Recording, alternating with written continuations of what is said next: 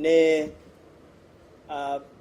team okuva mu American Embassy ng'ekulembeddwa senior regional security officer nga tuli ku nsonga eya fraud nti leero essira tuli kuliteeka ku fraud ku visas naye generally okwogera ku fraud nga fraud eri mu bintu bingi nti ojja gisanga one bw'ogenda abantu abaagala okubakiriyalingira emisolo mubeeramu abaferefere ennaku zino ku mitimbagano waliwo abafere abatera okukozesa amannya g'abantu abakulu luli navaayo nembawa abafere abo betwakwata oluzo sikyogedde mu luzungu naye esobola okiddamu wano waliwo abafere abakozesa erinnya lya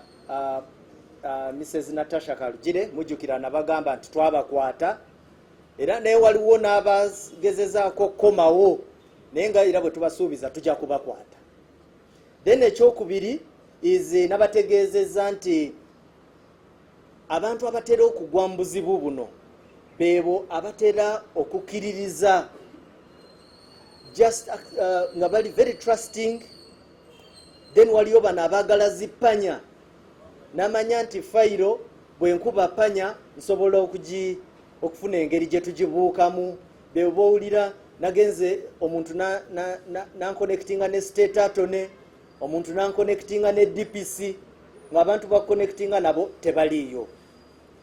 So nga tujja tugamba nti mugezeeko nnyo okwewala obufere buno kubanga sente zammwe baabazirira bwereere. Bw'oba oyagala okuyambibwa tuukirira those government offices oba ebitongole ebiba bikwatibwako. Funa obudde tambula tuukayo.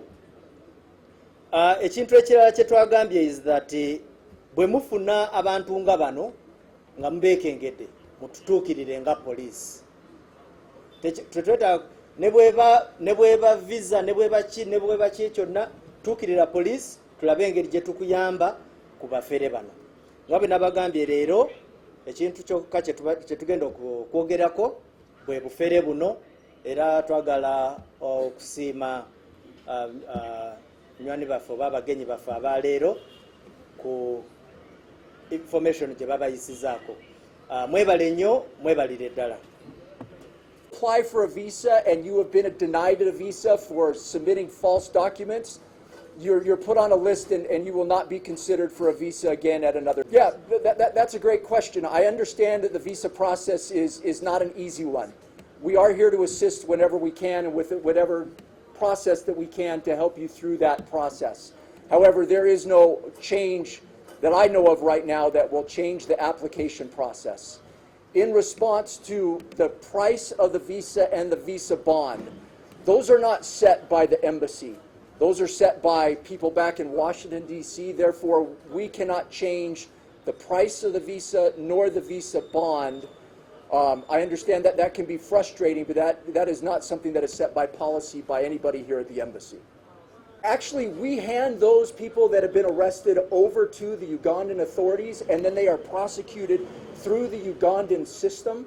So yes, those ones, since we've arrested the 43 since July, they are in the system, but that is currently, I don't know where they sit in that system for the prosecution.